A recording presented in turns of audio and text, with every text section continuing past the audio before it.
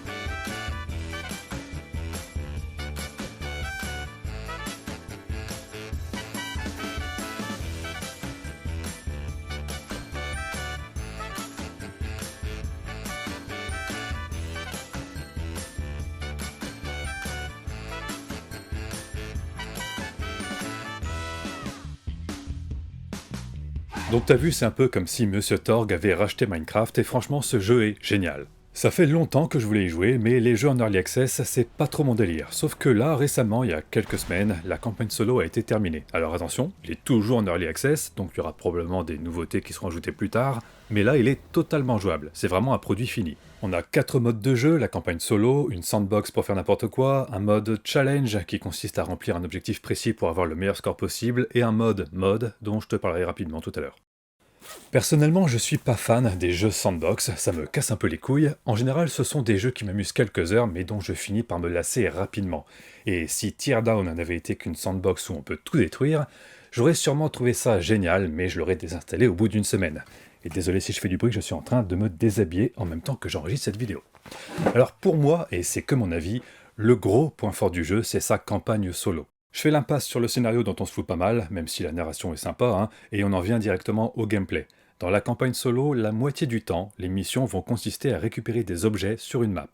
En appuyant sur Tab, on a directement une vue aérienne pour voir où sont les objets qu'on doit voler, et à partir du moment où tu en récupères un, une alarme se déclenche et il te reste 1 minute pour récupérer les autres objectifs et retourner au point d'extraction. On dirait pas comme ça, mais 1 minute, c'est très court, et je peux te dire que j'ai souvent serré les fesses tellement fort que si on avait mis du charbon dans mon cul, ça aurait fait des diamants. Une fois que t'as terminé, le jeu passe en vue aérienne pour te montrer le trajet que tu as pris, je trouve cette fonction plutôt cool, et tu peux voir ton score avec le temps. Petit reproche, j'aurais vraiment aimé avoir un tableau des scores pour voir le temps de mes amis Steam. Je pense que ça m'aurait poussé à recommencer plusieurs missions pour être le plus efficace et montrer que j'ai des grosses couilles. C'est un petit peu dommage qu'on puisse pas se comparer avec nos amis Steam, mais bon. Dans mon cas, c'est pas vraiment indispensable, puisqu'il est évident que j'ai des grosses couilles, alors tout l'intérêt du jeu va donc reposer sur comment collecter les objectifs dans un temps très court, et pour ça on joue avec la physique. Excepté le sol, qui est indestructible, pour des raisons évidentes de gameplay, tout le reste peut être détruit. Il s'agira donc de jouer aux artificiers pour péter des murs et se créer des raccourcis, mais de manière intelligente quand même, puisqu'on est limité en munitions. Et mine de rien, faut quand même beaucoup réfléchir quand tu joues à ce jeu. La comparaison n'est pas vraiment bonne, mais je dirais que sur certains points, ça se rapproche beaucoup d'un jeu Hitman. Il faut planifier, tester différentes méthodes, il y a pas mal de stratégies et de timing à avoir par moment, c'est pas juste je fais tout péter. Et même quand t'as plein d'armes, plein de munitions et une tonne d'explosifs sur toi, le fait de tout péter ça ne t'aide pas vraiment, parce que tout ne repose pas sur la destruction mais plutôt sur la physique. Chaque voxel qui compose la map est soumis à la physique et à ses propres attributs. Je te montre concrètement ce que ça donne, ce sera plus simple, hein. Là, on a une vitre, ici un bloc de papier. Si je balance du papier dans la vitre, il se passe rien. Par contre, si je balance un truc plus lourd, là, ça passe à travers. Si je balance un bloc de briques dans l'eau, ça coule. Si je lance du bois dans l'eau, ça flotte. Et en fait, tout le jeu est comme ça. L'aspect destruction fait partie du moteur physique, mais c'est surtout la physique qui fait le jeu. Souvent, il faudra se construire un escalier pour atteindre une zone en hauteur, faire un pont pour passer au-dessus d'une rivière, et comme tout réagit à la physique, il faudra réfléchir. Là, par exemple, je dois ramener ce véhicule qui se trouvait sur un bateau. Le problème, c'est que si je construis une rampe avec des planches de bois, le bois va casser, parce qu'il sera pas assez solide pour supporter le poids du véhicule. La solution que j'ai trouvée, c'est de placer le véhicule sur un pont surélevé, ensuite j'ai baissé le pont, je l'ai attaché avec des câbles, et j'ai remonté le pont pour pouvoir le ramener vers moi en le tirant. Et évidemment, bah, t'as 1 million de façons de faire. Mais c'est vraiment la physique qui fait le jeu plus que son système de destruction. Un autre exemple, je me suis surpris à devoir attacher une caisse dans un camion pour éviter qu'elle se renverse dans les virages et qu'elle passe au travers. Et franchement, bah je sais pas toi, mais c'est la première fois dans un jeu vidéo que je sangle une cargaison dans un véhicule. Dans la vraie vie, ça semble logique, mais dans un jeu vidéo, on n'est pas habitué à faire ça. Et c'est assez marrant de voir que bah, j'ai pris au moins une demi-heure, peut-être même plus, avant d'avoir l'idée de faire ce truc qui est pourtant évident. Ou peut-être que je suis juste con, hein, je sais pas.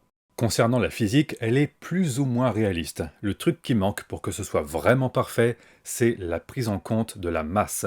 Si je détruis cette terrasse, elle va rester debout tant qu'elle n'aura pas été découpée entièrement. Alors que là, on est d'accord, elle aurait déjà dû se casser la gueule depuis longtemps. Donc si on veut chipoter, on peut dire gna gna gna, ce jeu n'est pas réaliste, c'est nul, mais à part ça, le reste est vraiment très bien foutu. Heureusement, il y a certaines constructions qui réagissent telles qu'on l'a prévu, comme cette passerelle. Si on coupe qu'un seul côté, elle finit par tomber, mais ça c'est parce que la map a été conçue comme ça. On a aussi des câbles, plutôt sympas, faut le dire, et aussi, petit détail qui a son importance, suivant le matériau, certaines structures peuvent s'effondrer sur elles-mêmes. Si je fais tomber un pylône en métal, ça bouge pas, ça reste tel quel, mais si je fais tomber un poteau en béton, le béton va se casser en plusieurs morceaux.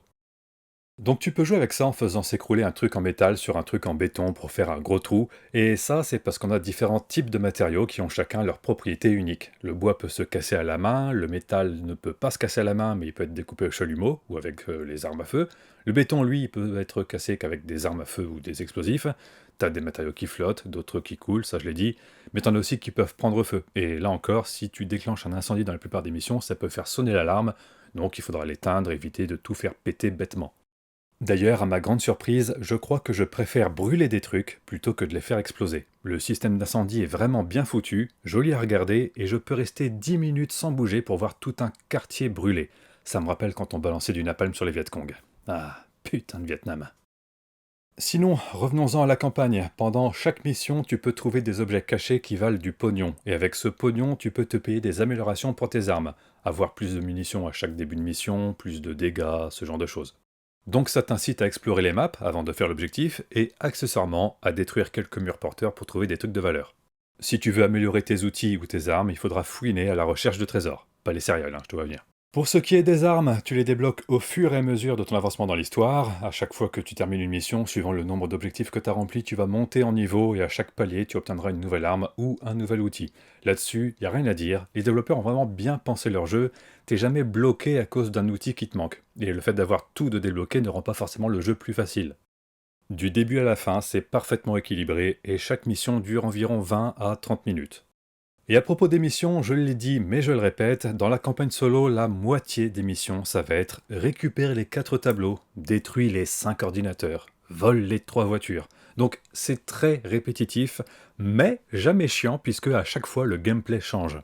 Tu vas pas jouer de la même manière entre une mission où tu as juste à collecter 4 objets que tu peux mettre dans tes poches et une autre mission où il faut déplacer 4 véhicules pour les charger dans un camion. Dans la première mission, tu vas courir d'un item à l'autre en ligne droite, et dans l'autre, tu vas utiliser des grues, tracter des véhicules, c'est totalement différent. Mais il y a aussi des objectifs qui sont parfois complètement originaux, comme cette mission où tu dois placer un camion de surveillance de manière à ce qu'il capte les signaux de différentes antennes simultanément. Bref, je vais pas m'attarder sur la campagne et je te laisserai le soin de découvrir par toi-même si le jeu t'intéresse, juste sache qu'elle est vraiment longue, c'est pas un jeu que tu vas torcher en une journée, faut compter un peu plus de 20 heures pour terminer le solo, et c'est avant tout un jeu où il faut réfléchir. Mais si t'as pas envie de réfléchir, il y a le mode sandbox. Là, y a rien à dire, en sandbox tu retrouves tout ce que tu as débloqué dans la campagne, t'as les munitions illimitées, donc tu peux t'amuser à tout démolir ou construire des trucs, c'est toi qui vois, on est sur une chaîne YouTube de gens intelligents, donc je vais pas t'expliquer ce que c'est qu'une sandbox. Le troisième mode, c'est les challenges. Là, tu choisis ta map et le type de challenge que tu veux. On te donne un objectif, genre faire péter un maximum de trucs, et pendant un laps de temps, le but c'est de faire péter un max de trucs. Donc t'as un score, et tu peux t'amuser à trouver la façon la plus efficace de raser tout un village. Y a rien à perdre, rien à gagner, c'est juste le plaisir de faire mieux à chaque fois. Et enfin, il y a la possibilité d'utiliser des mods. Ce jeu est compatible avec le workshop de Steam, donc tu peux télécharger des mods pour avoir de nouvelles armes, de nouvelles maps, des IA, toutes sortes de choses. Et t'as surtout la possibilité de faire tes propres mods avec l'éditeur intégré. Ça peut être des maps, des armes, tout ce que tu veux. Pour le scripting, c'est en Lua, et j'ai pas vraiment testé leur éditeur, mais ils ont pensé à tout le monde. Si t'es intéressé par la création, pas besoin d'aller sur un wiki à la con, ils ont tout intégré dans l'éditeur pour t'expliquer comment ça marche. Donc tu n'auras pas besoin de chercher sur Google comment pivoter la caméra dans l'éditeur de Teardown, c'est directement écrit dans l'éditeur de Teardown. Et au pire, il y a une page d'aide sur leur site. Enfin voilà, si jamais t'étais passé à côté de Teardown, maintenant tu sais ce que c'est, et je pense que ça devrait intéresser pas mal de monde, parce que finalement c'est un jeu qui est pour tout le monde. La campagne solo s'adresse plutôt aux gens qui aiment les jeux style puzzle stratégie, la sandbox c'est pour les gogol fans de Minecraft, les challenges c'est pour ceux qui veulent faire du scoring, et les mods c'est pour les obèses qui utilisent Linux. Donc tout le monde devrait y trouver son compte. Il y a même un mode photo, si ça c'est pas un argument de vente en béton, je vois pas ce que tu veux de plus.